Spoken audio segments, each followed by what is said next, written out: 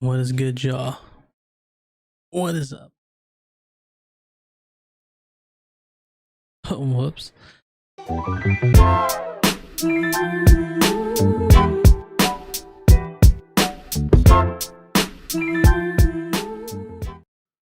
Damn, what is good, y'all? How's everybody doing today? I know y'all doing good.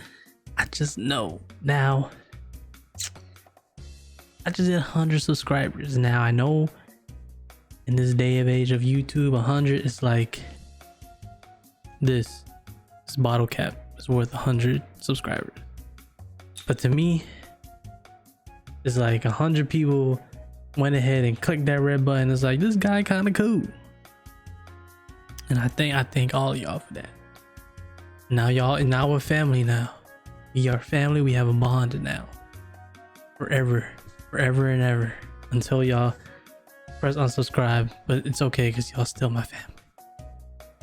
And we only going up from here, y'all. We only going up from here. So let's just keep grinding.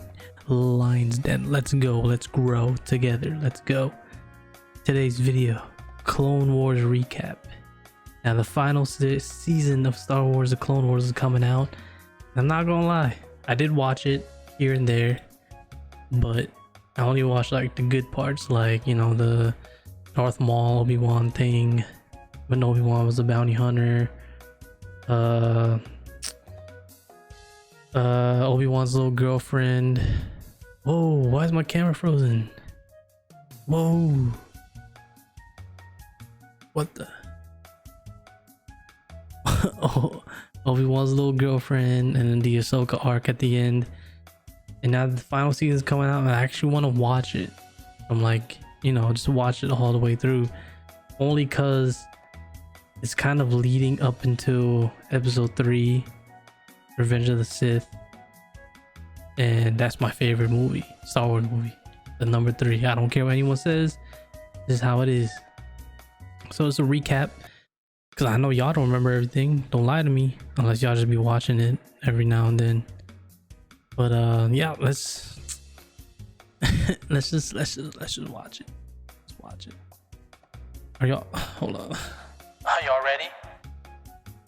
Are you ready? Yeah, okay, just making sure. Let's go. Every choice made has led to this. Yeah, it's the trailer. Ahsoka versus Darth Maul. Gang. The Clone Wars is finally getting a final season to cap off its original 133 episode run. Now, if you haven't seen Clone Wars, or you just want a refresher, I'm here to sum it all up before season 7. Clone Wars takes place between episode 2, Attack of the Clones, and episode 3, Revenge of the Sith, telling the story of the galactic civil war between the Separatists and the The thing I loved about this show, I don't call it anime, is that the animation is so clean, especially with the fights and whatnot. And tell you a few things that I think are cool that connect to the movies. A major new character is Ahsoka Tano, Anakin's new Padawan. At first, she's headstrong and arrogant. Run! What? Jedi don't run! I said run! But her introduction into the Jedi Order helps teach us, the audience, about how the Order operates. For instance, in one episode, she's forced to leave Anakin behind after his ship crashes. Another Jedi uses this as a lesson to show why Jedi can't have personal attachments. Don't lose 1,000 lives just to save one. I don't Much remember like her that. master Anakin, Ahsoka is tempted by romantic attachment. She gets close to Lux Bonteri, a former separatist who helps Ahsoka liberate his home planet. Her sacrifice gave Onderon its freedom. Now, unlike Anakin, she never indulged her feelings and stayed squarely in the friend zone. In one arc, Lux gets close to a woman named Steela, and Ahsoka gets jealous.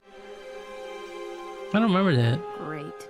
Steela ends up dying in the war, which radicalizes Golly. her brother, Saw Gerrera, who's played by Forrest Whitaker in Rogue One. Over the series, Ahsoka evolves into one of the most capable Jedi in Star Wars canon. She even becomes a mentor figure, helping Jedi younglings create their lightsabers and Ahsoka's teaching fire. the civics class on Mandalore. And yes, Clone Wars made an episode about a study hall in space, and you're going to love it. It's every citizen's duty to challenge their leaders, to keep them honest, and hold them accountable if they're not. She becomes close to Clone Trooper Rex, leader of the 501st Legion. One great thing about this show is that it humanizes the clones, after the movies portrayed them as kind of anonymous drones. We see them train as cadets, How about we follow orders? This is our last practice test. work to inspire their fellow troopers. Me and my batches are trained and ready. We'll take back our post. And in one episode, Rex even meets a trooper who deserted the army to raise a family, and they have a whole debate about the merits of fighting someone else's war. I was just another expendable clone, waiting for my turn to be slaughtered in a war that made no sense to me. In one brutal arc, these now humanized clones are treated like cannon fodder by a corrupt Jedi general. That's what I like about the show too. It gives like it's about the Clone Wars. Serve no one side, only Not just about like So this the series Jedis. really gets into the trenches of warfare, drawing a lot of inspiration from the Vietnam War. And when a clone dies, it's heartbreaking. Like 99. How can I help? Poor 99. I don't remember that at all. Now, like Anakin, Count Dooku also takes Should probably on an watch some of apprentice, these, huh? a Force-sensitive assassin named Asajj Ventress. Jedi scum. He doesn't make her an official Sith apprentice because there can only be 2 at a time, but she definitely serves the dark side of the Force and fights Jedi on numerous occasions. See, look at this, though. That Meanwhile, looks so Anakin's secret clean, marriage bro. to Padme resonates on an emotional level that the films lacked. Ironically, it took an animated series to get depth. I remember when Anakin beat the hell out of that one dude. The thought of not being with you. I can't breathe. What? You called this home. What else would I call it? For instance, See, the animated Anakin is so much smoother than the movie. You heard? Without you in my life, I can't breathe. Like, has a bro. whole life separate from Anakin, as opposed to the movie, Speak. where she's basically treated as a vessel who gives Natalie life to the Portman, original trilogy's heroes. fire. She works to end the war by having peace talks with the Separatists. The Republic recognizes the tragedy of war, but there is nothing we can change that has already occurred. And she works to bring neutral systems into the Republic, such as Mandalore, which we'll go over in just a second. One of the best new characters introduced in the Clone Wars is a bounty hunter named Cad Bane. I don't work for free. What was He was hired that? by Darth Sidious to kidnap Force-sensitive babies and bring them to Mustafar. Now, I mention this because later the Empire will have a history of acquiring Force-sensitive babies. Just one way this show links to the Mandalorian. And speaking of Mandalore, it's a key location in the Clone Wars. It's a neutral planet that has sworn off violence after war devastated the planet's surface. There's even an episode that focuses on how neutrality means you have to rely on black market goods, which causes some kids to be poisoned by off-brand tea. I love Dang. this show. Their leader is Yeah, this show gets real and dark at back in points, the day, too. She and Obi-Wan Kenobi had feelings for each other that they never indulged. Had you said the word, I would have left the Jedi Order. Yes, I So saw this that. theme I of saw that forbidden whole love keeps coming up story around arc. the Jedi, but Anakin is the only one who actually indulges in these desires. Obi-Wan fights against Death Watch, a Mandalorian terrorist group that wants to make Mandalore violent again. They're led by Pre Vizsla Yeah, I and watched all Satine's this. own sister, Bo-Katan. For generations, my ancestors fought proudly as warriors the dark against sabers. the Jedi. Vizsla fights Obi-Wan with a special Mandalorian lightsaber, but he's defeated and takes Death Watch out into exile. Welcome to Intermission of the Clone Wars recap, where I will quickly mention characters and stories that are great but probably won't matter in Season 7. There's a space pirate named Hondo. Greetings? And in one episode that's an homage to the Seven Samurai, the Jedi have to train villagers to fight off his forces. At one point, that's a kinda kaiju cool. is set loose in Coruscant. Whoa, that's cool too. On Geonosis, there's an outbreak that turns the bug people into zombies. And there's OT guest stars like Chewbacca, Tarkin, Boba Fett, Admiral Akbar, and Jabba the Hutt. We even meet Jabba's kid, a little huttling named Stinky. Ooh. Welcome back to Intermission. Moving on, Darth Sidious becomes worried about Asajj Ventress because he doesn't want her and Dooku to join forces and overthrow him. So he orders Dooku to kill her, but I remember she this part. survives and swears revenge. I will have revenge. Ventress, we discover, is one of the Night Sisters of Dathomir. They're a race of Force witches who swear to help Ventress get revenge on Dooku. But now Dooku is looking for a new apprentice, so he goes to the Night Sisters and says, "Hey, a few years ago, a male from your species became a really powerful Sith. And you got any more guys like him?" And that Darth male, by Maul. the way, was Darth Maul. So the head witch, Mother Talzin, says, "Yeah, I got a great one for you. He's Darth Maul's brother, and his name is Savage Opress." Except it's actually pronounced Savage Opress. Savage. Mother Talzin secretly controls Savage, part of her revenge scheme with Ventress. So Savage tries to kill Dooku. It doesn't go well, but then Mother Talzin Darth Maul gives him comes a through, new doesn't he? job to go find his brother Maul, Oh, because yeah. it turns out that Darth Maul has been alive all along. What? Opress finds Maul, who's been taking a few years off to go batshit crazy. But the Night Sisters sort him out with force magic, shortly before Dooku kills all of them. R.I.P. Night Sisters. Damn. Afterwards, Ventress bums around the galaxy and joins up with Lil Boba Fett and his bounty hunter friends. This Lil Boba is your Fett. boss. You got a problem with that?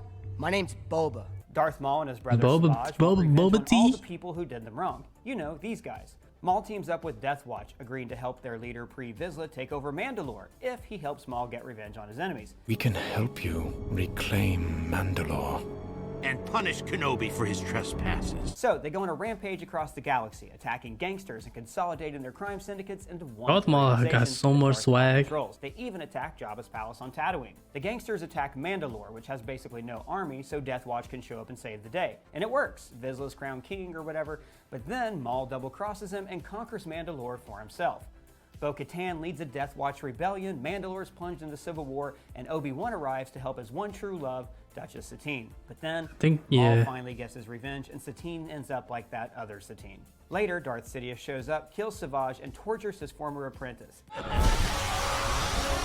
It is intense. Yeah, I saw that fight too. That fight was fire too. Jedi Temple. Ahsoka investigates, but she's I framed mean, for Darth killing Sidious the look kind of main cool. suspect of the bombing. She's arrested, escapes from jail, and teams up with the Asajj Ventress to prove that she's innocent. I have to admit, I never saw us doing anything together. Ever. Then she's expelled from the Jedi Order, but like OJ, she finds the real killer. The Jedi Council invites Ahsoka to rejoin the Order, but she's disillusioned and walks away. Yeah, she walks away. This experience also makes Anakin suspicious of the Council, an attitude that he will carry into Revenge of the Sith. Obi-Wan and the Council don't trust me. Meanwhile, Yoda starts to hear This is why I really want to watch Qui-Gon this last season. But he knows that's impossible because Qui-Gon is dead and people definitely can't come back from the dead.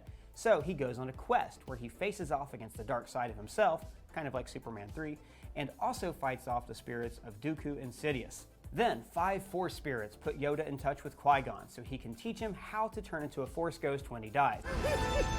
In the end, Yoda concludes that war itself is the true enemy. No longer certain that one ever does win a war. I am. Meanwhile, a clone trooper goes rogue and kills a Jedi Master. A trooper named Fives discovers that the trooper had a secret chip in his head, and that chip is what ordered him to kill the Jedi. And then Fives discovers this chip is in his own head too. Now he's wondering, how deep does this thing go? He becomes paranoid and insists that there's a conspiracy. You don't understand what I'm mixed up in. It goes all the way to the top. But before he can tell Anakin and Obi-Wan, he's mysteriously assassinated, because that chip is what tells the clones to kill the Jedi. What a 66. But the Clone Wars is really the story of Anakin Skywalker and his slow descent toward the dark side. This is what I want to see in the next season. But also, he cuts corners and begins taking the quick and easy path. Yeah. And he has this prophecy hanging over his head that he's the chosen one who will bring balance to the Force. In one incredibly weird, sad story, he goes to a planet called Mortis. It's the wellspring of the living Force. He meets 3 powerful Force beings, the daughter who uses the good side, the son who uses the dark side, and their father who balances them out. The father wants Anakin to replace him as the only being powerful enough to balance his children. It has been foretold. The chosen one will remain to keep my children in balance. The son even shows Anakin his future. Anakin, please! You were my brother, Anakin! Which he forgets. Anakin rejects the father's offer to create balance so he can fight in the war and be with his wife. So instead of embracing his destiny, he was blinded by his love for Padme. No. No, it's because I'm so in love with you. So love has blinded you? Anakin even becomes jealous of Padme's ex, banking clan leader Yeah, who's I saw this though. in Dooku's pocket. Got his ass body mixed up. Dooku makes him raise 1-2 punch. In public, there's an invasion, and Clovis sacrifices himself to save Padme. No! This I didn't see that one. experience shows Anakin that he can't live without her and would do anything to keep her safe, maybe even massacring a class of preschoolers. That's all. It's not funny. It's kind of funny. That's the broad strokes of the Clone Wars. If I left anything out, please let me know in the comments below. And if it's your first time here, please subscribe. For Screen Crush, I'm Ryan Okay, it's cool little. It's a cool little recap of all like the main points. I'd assume, right? Yeah, I can't wait for this next season. I'm actually gonna watch it only because I know the show, well, I hope the show does a way better job of Anakin's descent to the dark side. I know in the movie it kind of just, I mean, you could tell the signs here and there, but I'm pretty sure in the show they're really gonna like break it down moment by moment, which we saw in the previous seasons. I just ate. But yeah, man, if y'all enjoyed the video, leave a like, subscribe. 100 subscribers, like I said, it's small, but man, that's exciting for me. That just makes me want to work harder. You feel me? You feel me? All right, comment down below who's your favorite Jedi. Me, Obi-Wan. That's the guy. Even though I was talking up Anakin the whole time, Obi-Wan's my guy. All right, y'all. Pretty great nudges for yourself before